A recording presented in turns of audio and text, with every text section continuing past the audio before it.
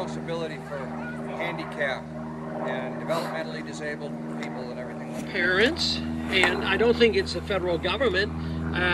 People have a right to life, they have a right to liberty, they have a right to pursue their happiness, and they ought to have a right to keep everything they earn.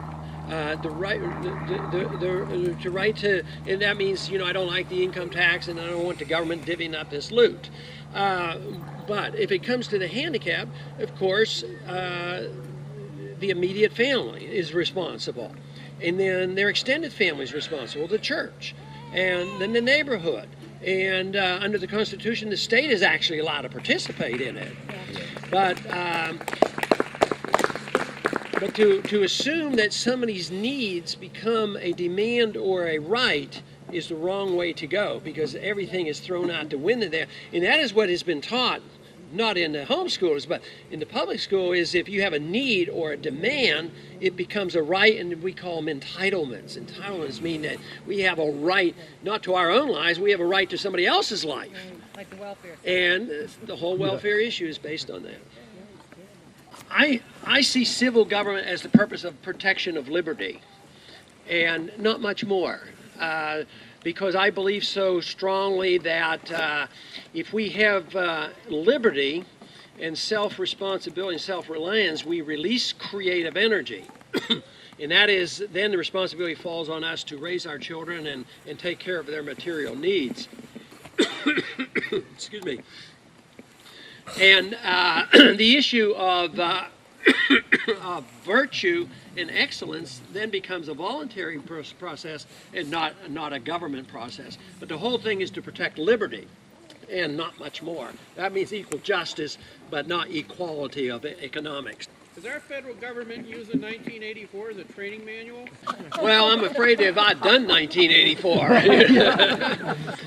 I don't know what they do and what their motivations are. I always try to give everybody a benefit of the doubt. I say, some that I think maybe there is not, they shouldn't get the benefit of the doubt that they are well-intentioned. I always try to say, well, they're well-intentioned but not well-informed. But there's always some, though, that just delight in use of authority. They think they're born to run our lives, and that we're all too stupid to run our lives ourselves, and that the economy would collapse if they didn't have these economic planners. But it must be a combination of people who just like to be thugs and run everybody's life, and also economic ignorance, lack of faith and confidence and understanding how markets work and how freedom works. It's probably a combination of all that. But even though I like to give people the benefit of the doubt, I have run into one or two that I feel are just plain evil. Washington. Once you become president, what are some practical things that you can do to start reverting this, just turning back what's happening? What are some practical things you as a president are allowed to do? This is a very important question, because ideally you could do a lot more if all of a sudden you had a majority vote in the House and the Senate. But if we're to obtain the presidency under these circumstances, you got to wonder what can be achieved, because if there's not a prevailing attitude and endorsement, it might last for about 3 months and they'll deal with you in a different way because there will be such a revolt. But there are some things that you can do. In Washington, instead of not working with anybody, I work with everybody, because it seems like instead of totally rejecting the Constitution, they always use bits and pieces of it. Some might defend it in this area, but not this area. So I think you can work with people and bring them together. But you can use the executive order to repeal executive orders. All of them. How about that? All of them. And what about some of the laws that, yeah, there you go. What about some of the laws that are on the books that should never be federal laws? See, I think some of this FDA stuff is outrageous, and DEA stuff is, of course, many times well-intended, but they're so detrimental. I've never agreed that we should treat drug addiction, as a crime. And we're putting all these people in prison and might not have ever committed a violent crime. Alcoholics, aren't all put in prison. So there are things you can do. But the most important thing you could do which is clearly the responsibility of the president, is dealing in foreign policy and control of the military. I mean, we could defuse the Middle East rather quickly. I mean, we're not planning to bomb Iran. I think that would be pretty important. Move the Navy back. Start bringing the troops home. Saving $100 billion here and there. Cut the deficit. Cut the deficit. And then, with this plan, if we had the chance, it's not confrontational in that we don't have to close down Medicare or help for education or anything, even though that's where we should work. But we don't have to attack the people who have been taught to be dependent, because there would be enough money to save. But if we wanted to wean people off dependency on the government, why couldn't we let the young people start on their own? Let them get out of Social Security, because they're not going to get anything out of it anyway. And but you can't do that unless you save a lot of money overseas, and the president could do that, in that way. But there'd be a lot of laws that you could de-emphasize and not have to enforce. But then a real leader would have to be able to get the Congress to go along with repealing some of these laws and moving in that direction. But it would be fun trying. What's your view on the federal government's role with homosexual marriages? On what? Homosexual marriages. Homosexual marriages.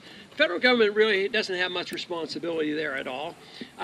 Only in federal matters, and that would be the Defense of Marriage Act. And it's defined very clearly that marriage is between a man and a woman. This whole issue, and I think I even said this in a debate, I said, isn't it strange that we get involved in so much of this discussion?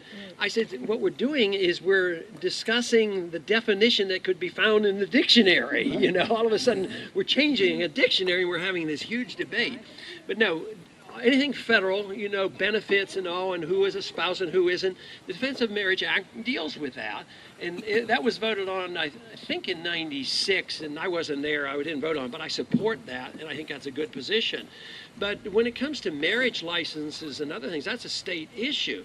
I mean, I can't practice medicine here. I have a license in Texas, so licenses, vary. But you have to remember, the marriage license is not something that is ancient. Why is it that we have to defer to the state to decide who's married and who isn't? I always figured that should be a religious matter and a personal matter. I don't think this should be a state licensing. The licensing came in for health reasons.